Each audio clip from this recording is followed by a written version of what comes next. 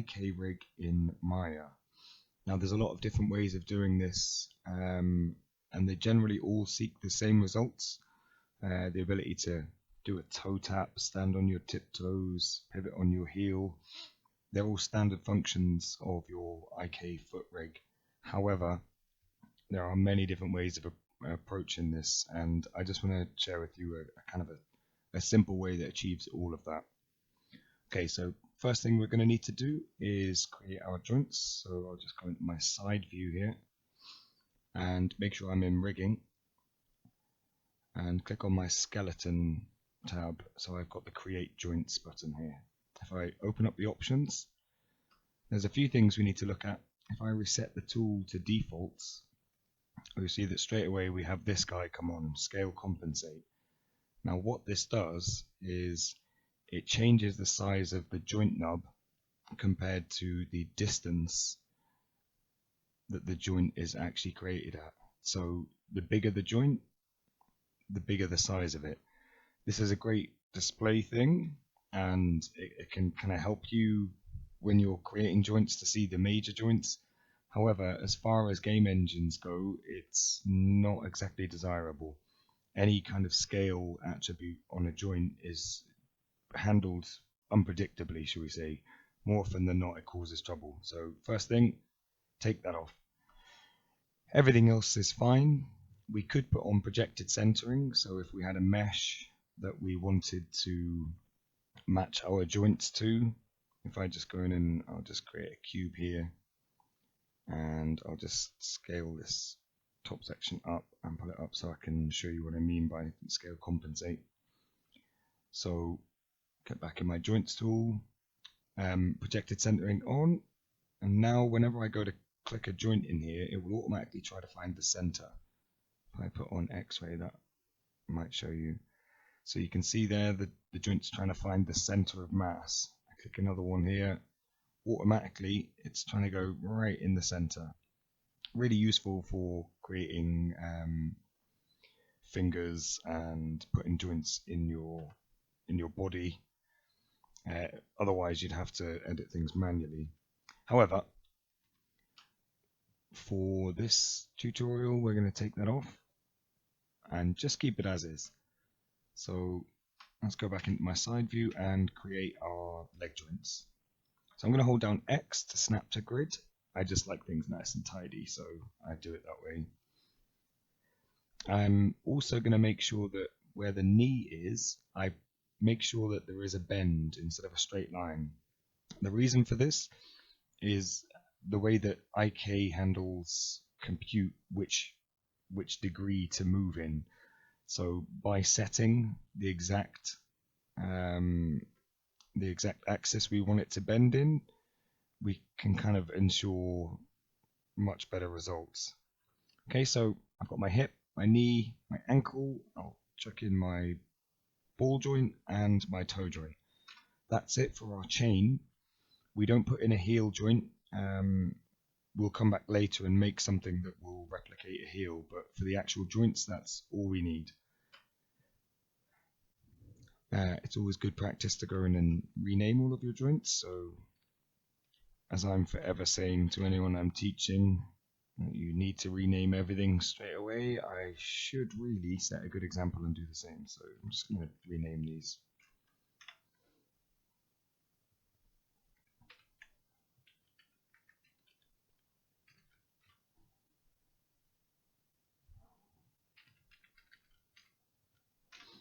Obviously, if I had two legs, I'd put an L or an R in front of all of these joints just so I know if it's the left or the right side.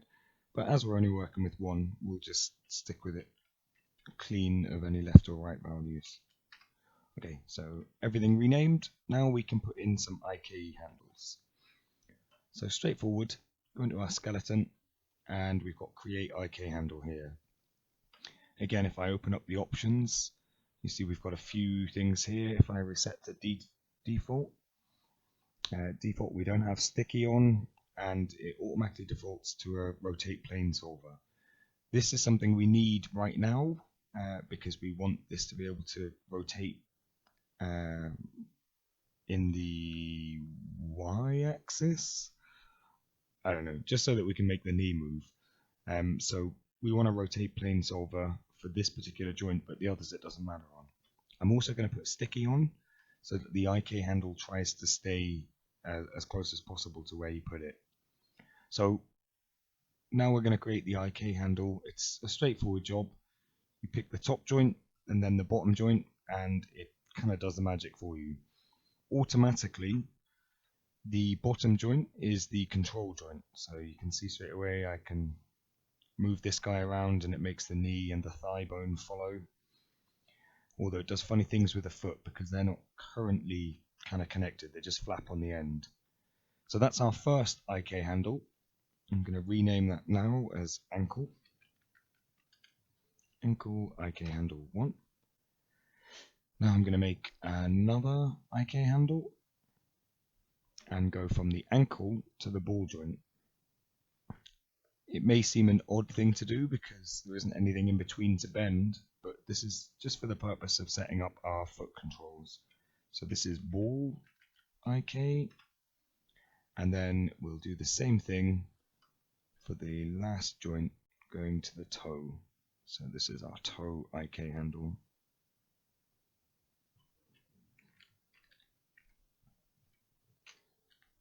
Okay, that's it for our IK handles. Now we need to start making some groups from these guys. With our groups, we're able to change the pivot point, so we can change the way that these IK handles behave. So first thing we should do is grab our ankle IK and Control G to group, and you'll see straight away our pivot point for this is way up top. We don't want it there, so we'll click Insert, and now we can change the pivot point of this joint. So I'm going to hold down V just to snap into position, and we want this in the ball joint. What this does is allow the heel to kind of lift up and keep the toes and the ball of the joint on the floor. So I'll put that back down now and rename him heel lift.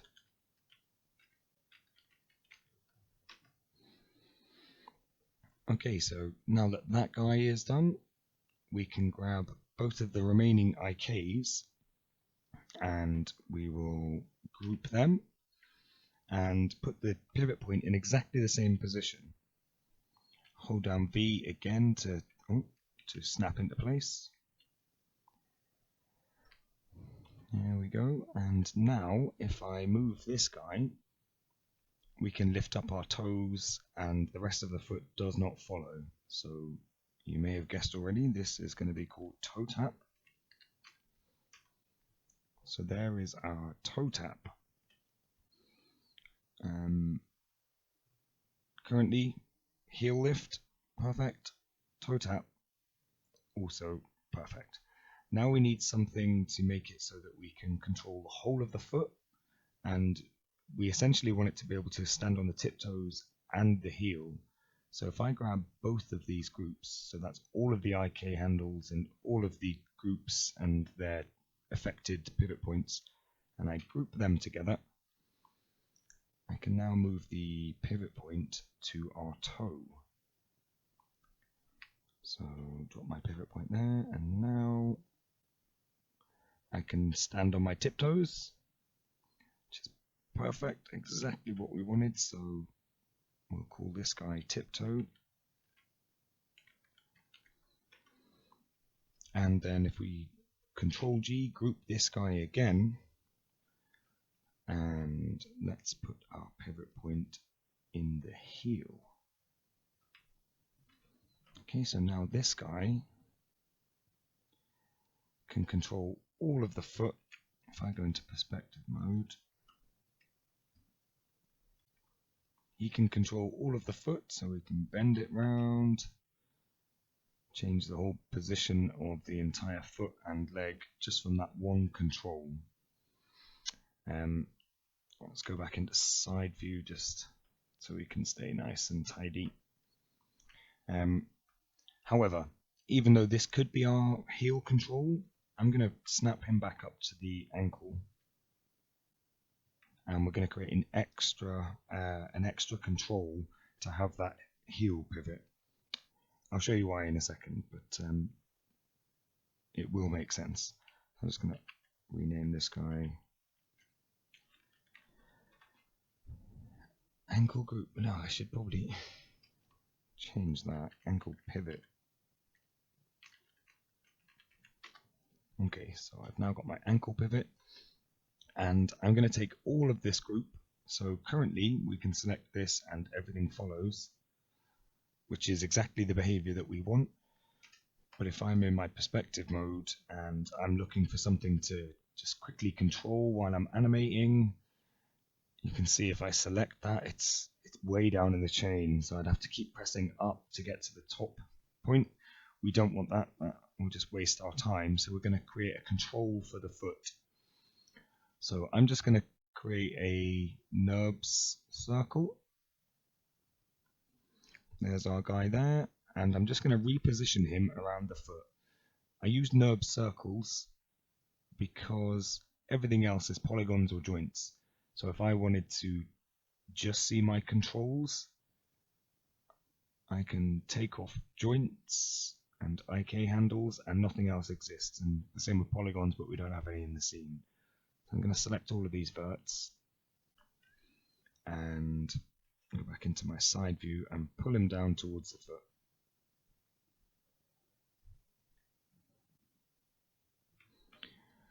And rotate this guy around.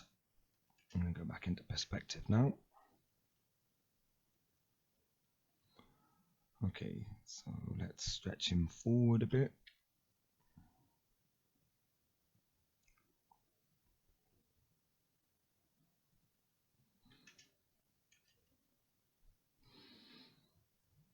Slight overhang with the heel here, so that's perfect.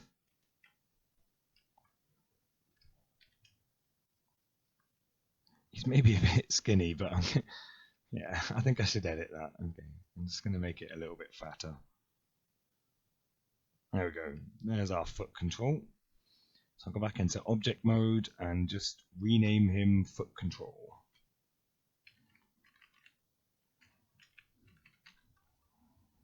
There is our foot control.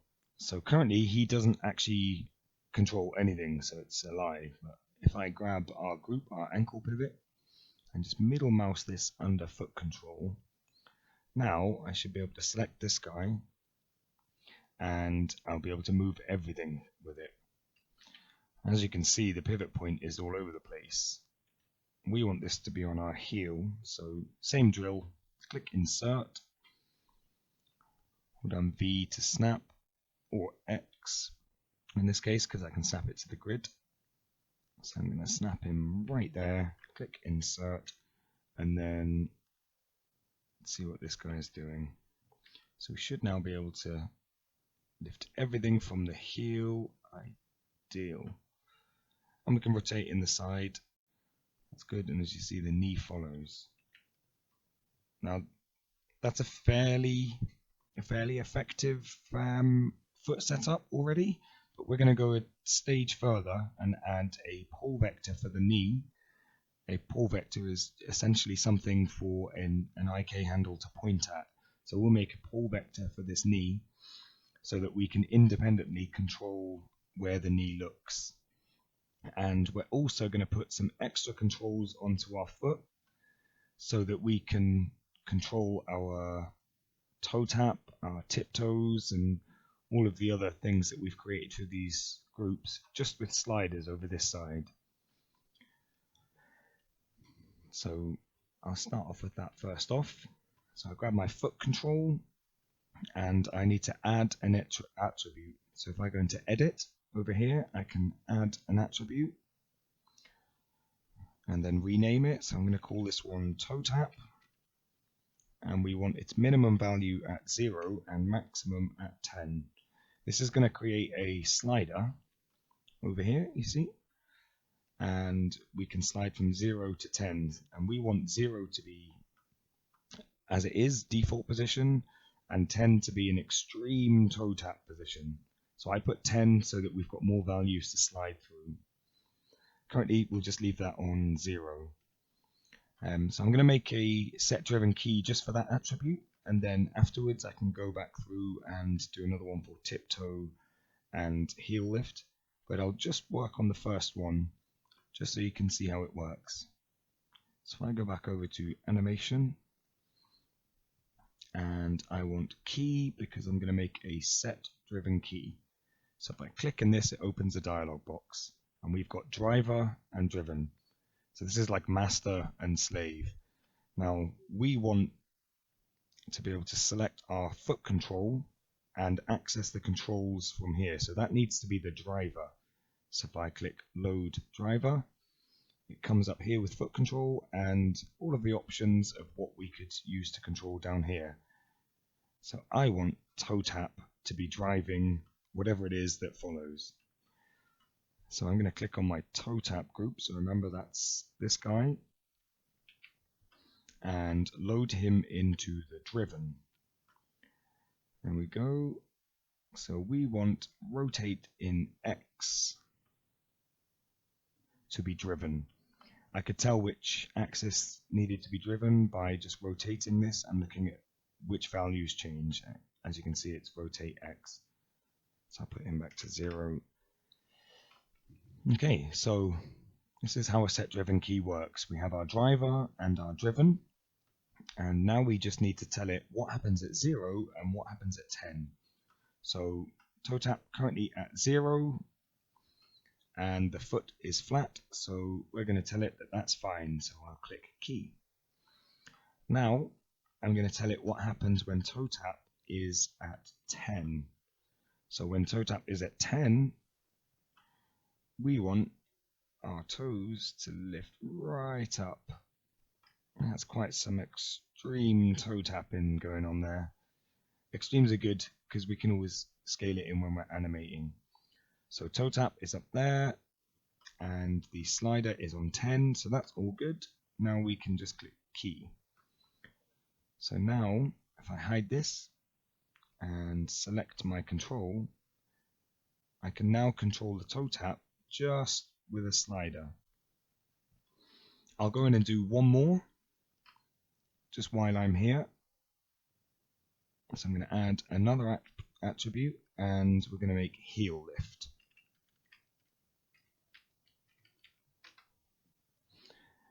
Same drill, 0 for minimum and 10 for maximum, and click OK. So now we've got heel lift here. Perfect. And we're just going to do the exact same thing. So I'm going to kill my set driven key window and just bring it up again fresh. Okay, so here we go. So foot control is the driver, and this time heel lift is the attribute that we're going to use to drive. So now we need to select heel lift and load that into the driven. I'll just do a quick test to see which axis. Again, it's rotate X. That's perfect. So rotate X is our driven. Click key because heel lift is at 0. Now I put heel lift at 10. Grab my rotate X and push it into its most extreme position I want it to reach.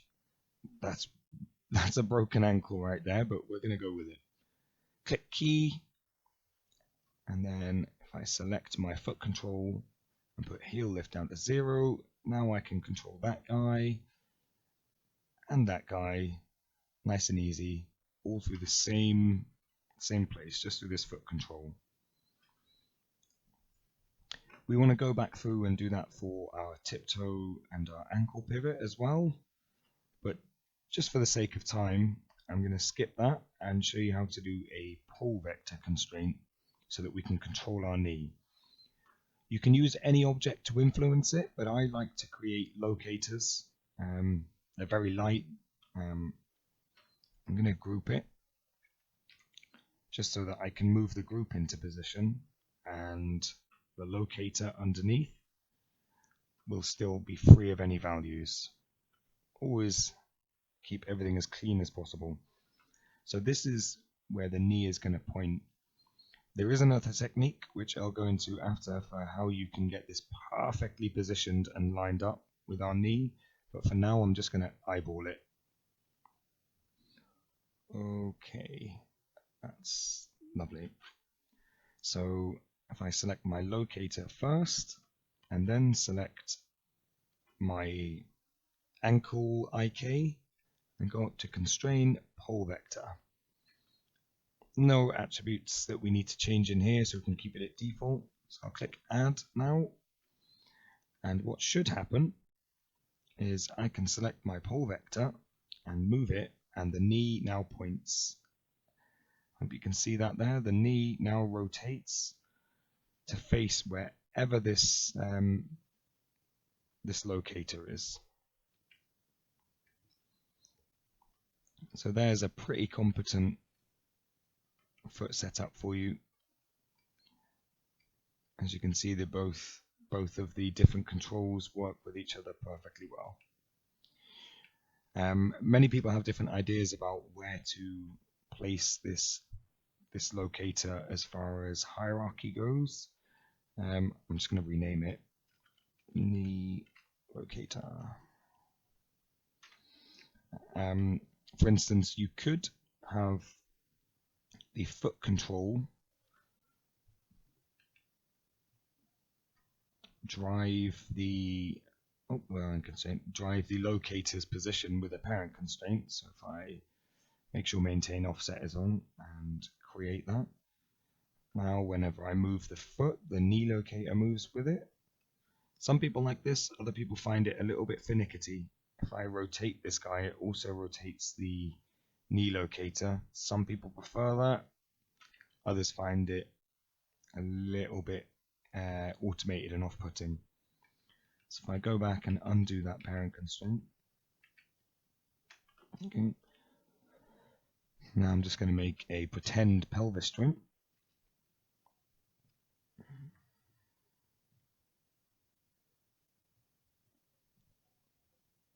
So here's a pelvis, and let's just have that as our spine.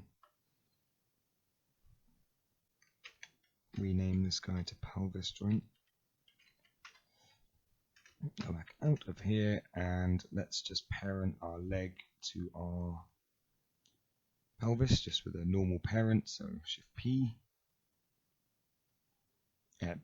Shift Select and then just P. Okay, so now if I want to, I can constrain our locator to the pelvis. So pelvis first, and then select the knee locators group.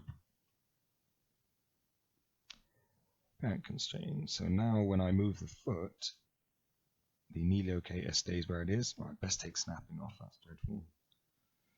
So now when I move it, the knee locator stays exactly where it is. But if I move the whole thing, then the knee locator follows. Everyone has a different preference for this, but you can make up your own mind depending on how you like to work. Okay, that just about wraps it up for creating our setup.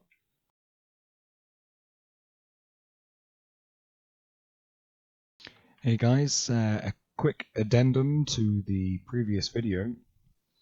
This is how you can orient your locator for your knee in a perfect angle so that all of your values stay perfect and fresh and there's no snapping when you create the constraint.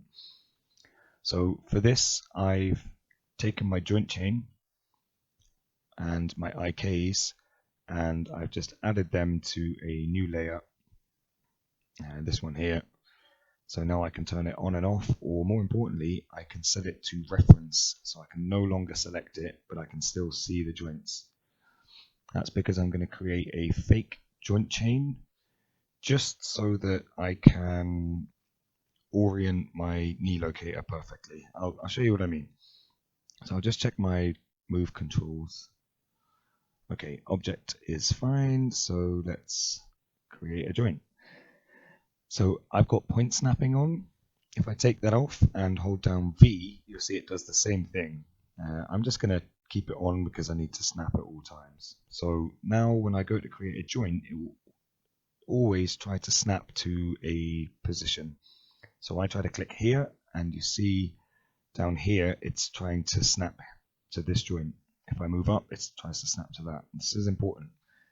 So I snap it to that guy, and then snap it to that guy, and click OK.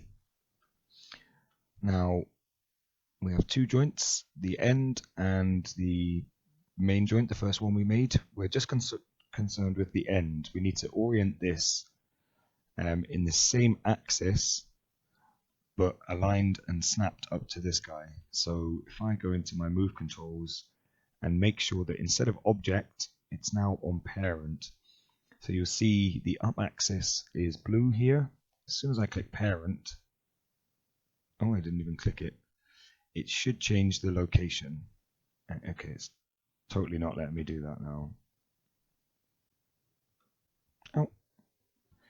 Okay, so it's doing what I want, but not displaying it up here. That's very strange. Okay, so despite this saying object, it's actually in parent. And you can tell that because it's now facing the same direction as its parent joint. So still have snapping on.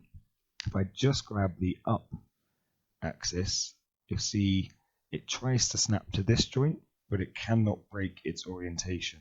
So it's perfectly aligned with this first joint here, but now snapped up to this guy. That's exactly what we want. So let's leave that guy alone, and now I'm going to create another joint going from the hip to this new joint, and that will give us our orientation. So snap, snap, enter. That's now the direction our knee locator needs to face in. So if I snap this down to our knee, there he is there. Now I can grab our knee locator, or more importantly the group of the knee locator, and if I snap this guy to here, then that gives us the exact orientation for our knee. Now what I think I'm going to do before then is make this a little bit further out. So I'm going to grab that joint, don't need snapping on anymore, and pull him further out, and then I'm going to do that snap again. So my knee locator, snap him to that joint. There we go. So we no longer need any of these joints, so I can just kill them now. No longer needed, just this knee locator. Okay, so now if I take this joint chain off reference so I can select them, here we go. I can now have access to our IK handle. So I'm going to grab my locator first, then my IK handle, go constrain, pull vector, and there shouldn't be any snap in this legs position. If there is, then I haven't done it right. Okay, so pull vector, no snap, perfect. So now our knee locator, oh, I still got snap on. Our knee locator will control our leg position, and it should be absolutely perfect without any issues, no weird behavior, all exactly as we wanted. Okay, thanks for watching, guys. Take care.